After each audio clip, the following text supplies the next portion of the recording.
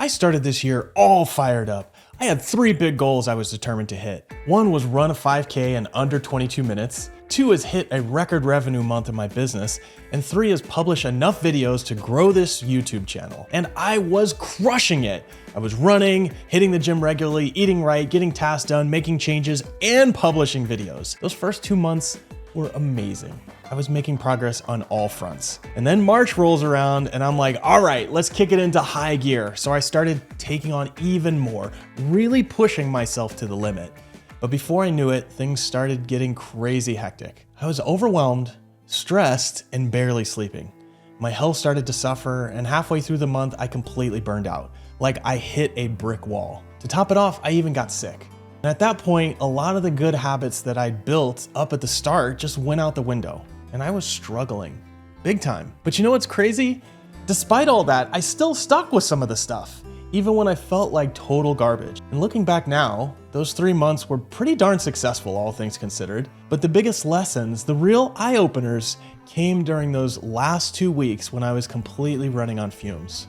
Because I would still do a lot of my habits, just not as well or as often. I was walking, tracking my food, writing, moving things forward with my business, but I had reduced them to the bare minimum to just check the box so I could keep things from completely unwinding. Then when I started to feel better and my energy started to come back, I was able to take the small wins from those habits and build on them to get that engine running again. And the funny thing is, this isn't the first time I've done this.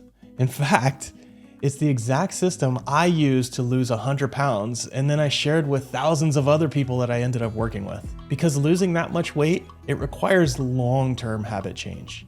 You're not gonna do it as part of some 30-day cleanse or a 12-week challenge. In the long term, this is the only way that I found to actually build habits that stick. And when I started my gym, I drew out this pyramid to show clients the path to fitness, but it could really be called the path to create habits that actually stick. Here's how I discovered it and how you can use it to build your habits.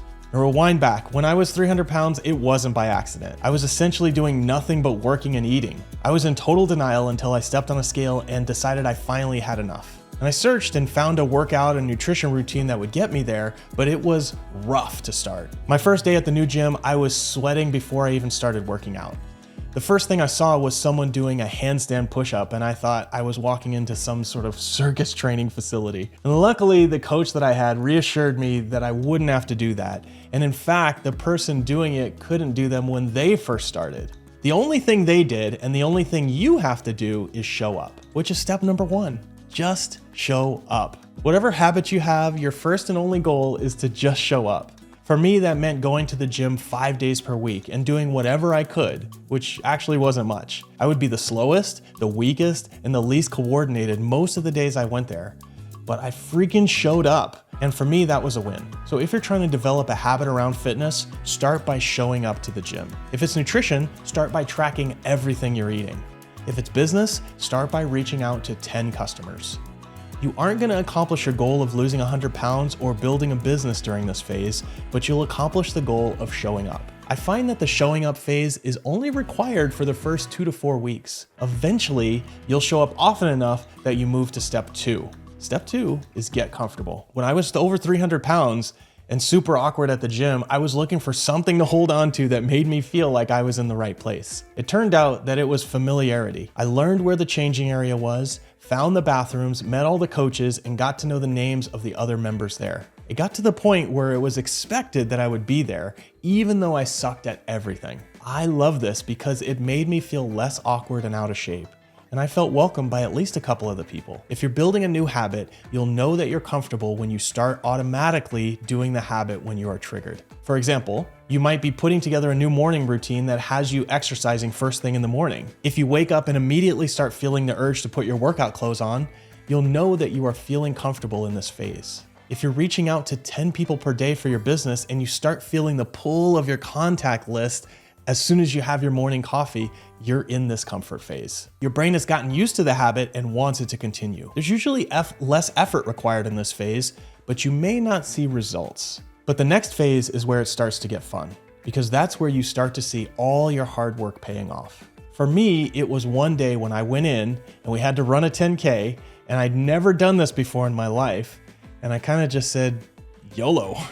And I just went for it. I managed to do it in under an hour, I was super proud of it. And I realized that I wasn't huffing or puffing nearly as much as I was on day one when I could barely make it through a 10-minute workout without many breaks. I had moved on to the next step, which was progress. Now this can happen anywhere between 1 to 3 months.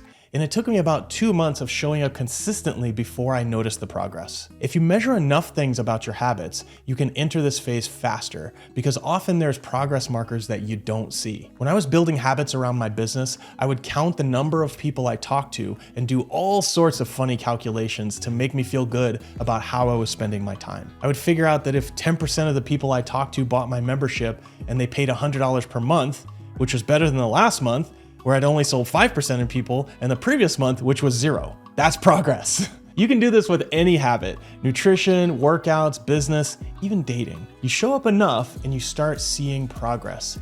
You may not get to the full goal, but you'll be motivated by that progress, and then you'll push yourself to do more. And once you feel the motivation of progress, the whole world opens up to you. And that's when you move on to the final step. You see, when I was 300 pounds, I didn't start with a goal to lose 100 pounds. Most people don't. I started with a goal to lose 30 pounds. I just wanted to be in that sort of 260, 270 range and have my pants fit a little bit better. But once I started seeing the weight come off and seeing what my body could do, I started getting fired up. And I thought, if I can lose 25 pounds, I could probably lose more, especially if I just keep doing what's working already. So I started to set bigger goals and started going for them. And that is the final step, which is perform. In this step, I dialed in my eating, workouts, and recovery to maximize the return that I was getting from my time. I did everything I could think of to lose weight, all the things I had previously resisted because they felt just too hard. I walked more, ate more vegetables, started taking fish oil, anything you could think of. I really wanted to do my best, and it started to happen a little bit faster. When you make it to this phase, you are going all in. If you see progress in your habit of reaching out to 10 people per day in your business, then you might start doing 20, 30, or even 100 people per day. If your nutrition changes are paying off, you might double down on them or make more changes. If you're getting stronger at the gym, you might add days to your program or start taking supplements. Whatever habit you have, you're going all in because you know it's gonna work if you stick with it long enough. In an ideal world, you'd bounce back and forth between the progress stage and the perform stage, going all in and seeing if it works and then making tweaks and adjustments to keep making progress. But unfortunately, life doesn't work like that. Usually you have setbacks like getting sick, getting burned out, going on vacation, and you fall completely off your routine. This is where the magic of this model really shows up. On my path to losing 100 pounds, I moved to a different country, started a new job, and had a different gym and coach, not to mention vacations, illnesses, and all the other normal life stuff. It was not a straight line. I would lose 20 pounds and then gain 5, and then I'd lose 30 and then gain 15. There were a lot of kind of ups and downs. But what I learned is that I can go back to the bottom of the pyramid and focus on showing up again. When you have a setback in your journey, you simply go back to that first phase and focus on showing up. Just doing the minimum possible to say you did it and then not worrying about the progress. Just show up. When you do, you'll find it doesn't take long for you to get comfortable, start seeing progress, and then go back to wanting to go all in. It might have taken you 12 weeks before, but this time it's only gonna take you 5 or 10 days. Now for me, it took a couple of years before I finally got there, but I lost that 100 pounds.